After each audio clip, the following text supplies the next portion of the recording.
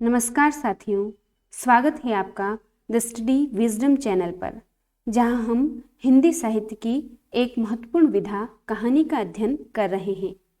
जैसा कि आप सभी जानते हैं कि पिछले व्याख्यान में हमने हिंदी में प्रथम कहानी कौन सी है एवं उसके संबंध में विभिन्न विद्वानों द्वारा दिए गए अलग अलग मत को भी जाना।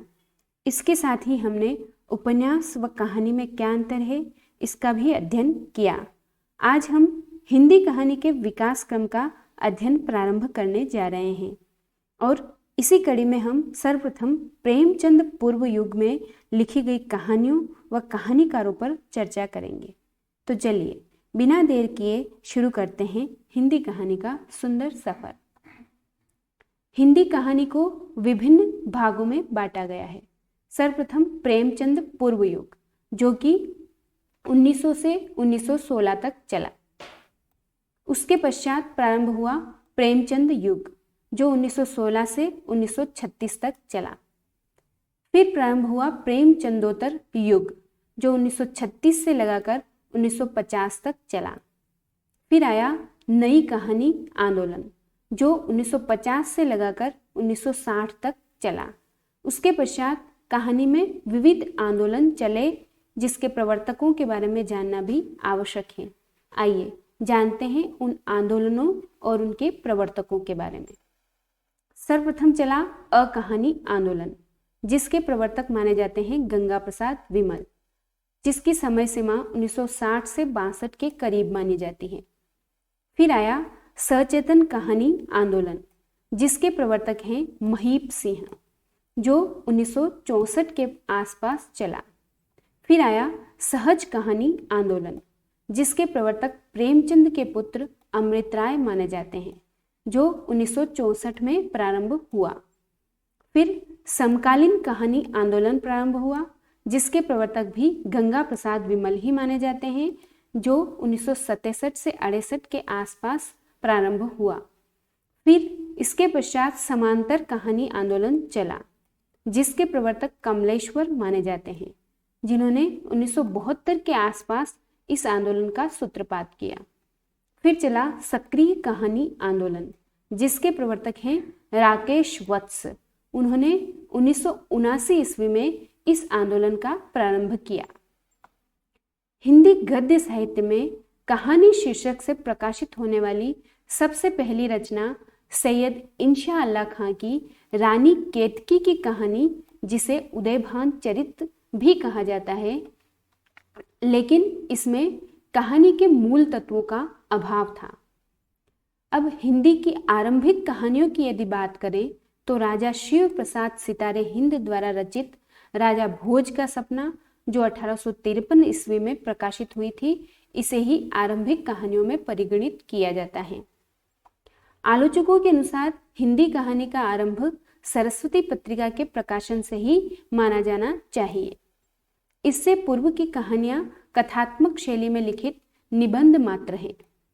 सरस्वती पत्रिका के प्रकाशन के पूर्व आधुनिक कलात्मक हिंदी कहानियों का अस्तित्व नहीं था। सरस्वती पत्रिका के प्रकाशन के साथ ही हिंदी कहानी का जन्म मान्य माना जाता है। फिर द्विवेदी युग 1900 से 1916 ईस्वी में प्रारंभ हुआ। इसके साथ ही कहानी की वास्तविक शुरुआत मानी जाती है। इसी युग में किशोरीलाल गोस्वामी की इंदुमती कहानी 1900 ईस्वी में सरस्वती पत्रिका में प्रकाशित हुई, जिसे आचार्य रामचंद्र शुक्ल ने हिंदी की पहली कहानी माना। इसका दूसरा नाम वन विहंगिनी भी है, लेकिन यह कहानी शेक्सपियर के टेम्पेस्ट नाटक का अनुवाद मानी जाती है। इन्हीं की दूसरी कहानी है प्रणयिनी परिणय, जो 1887 ईस्वी में आई। इन्हीं की कहानी गुलबहार, जिसे आलोचकों ने एक लघु उपन्यास कहा। फिर उसके पश्चात द्विवेदी युग में माधव प्रसाद मिश्र आए, जो वैश्योपकारक और सुदर्शन पत्र के संपादक के रूप में प्रसिद्ध हुए। इनके द्वारा रचित कहानियों में मन की चंचलता, पुरोहित का आत्मत्याग प्रसिद्ध हैं। फिर आए वृंदावन लाल वर्मा, जिन्होंने राखी बंद भाई 1909 में लिखी। यह हिंदी की पहली ऐतिहासिक कहानी मानी जाती है। इनकी दूसरी कहानी है तातार और एक वीर राजपूत, जो 1910 ईस्वी में प्रकाशित हुई। उसके पश्चात आए राजेंद्र बाला घोष, जिन्हें बंग महिला के नाम से जाना जाता है। ये आधुनिक हिंदी नव जागरण की प्रथम महिला कहानीकार मानी जाती है। ये अपने आक्रामक लेखन के लिए प्रसिद्ध हैं। इन्होंने ब्रिटिश हुकूमत को चुनौती देने वाली कई कहानियां लिखी। हिंदी भाषी न होकर भी ये मूलतः बांग्ला भाषी हिंदी भाषी नहीं है, ये मूलतः बांग्ला भाषी हैं। इनकी कहानियां हैं चंद्रदेव से मेरी बात, जो 1904 में सरस्वती पत्रिका में प्रकाशित हुई। इस कहानी के अंतर्गत लॉर्ड कर्जन पर करारा व्यंग किया गया। फिर उसके पश्चात इनकी दूसरी कहानी कुंभ में छोटी बहू 1906 में प्रकाशित हुई। फिर प्रतिदान, दलिया, कुसुम इनकी अन्य कहानियां हैं। फिर आए विश्वंभर नाथ शर्मा कौशिक। कौशिक कालक्रम की दृष्टि से प्रेमचंद युग में और वर्ण विषय की दृष्टि से द्विवेदी युग में माने जाते हैं। ये आदर्शोन्मुखी यथार्थवादी कहानीकार हैं। इन्होंने चरित्र प्रधान कहानियां बहुत अधिक लिखी। हास्य रस से संबंधित इनकी कहानियां चांद पत्रिका में दुबे जी की चिट्ठियां नाम से प्रकाशित हुई। इनकी कहानियां हैं ताई, पगली, इक्केवाला, रक्षाबंधन, मनुष्यता का दंड आदि।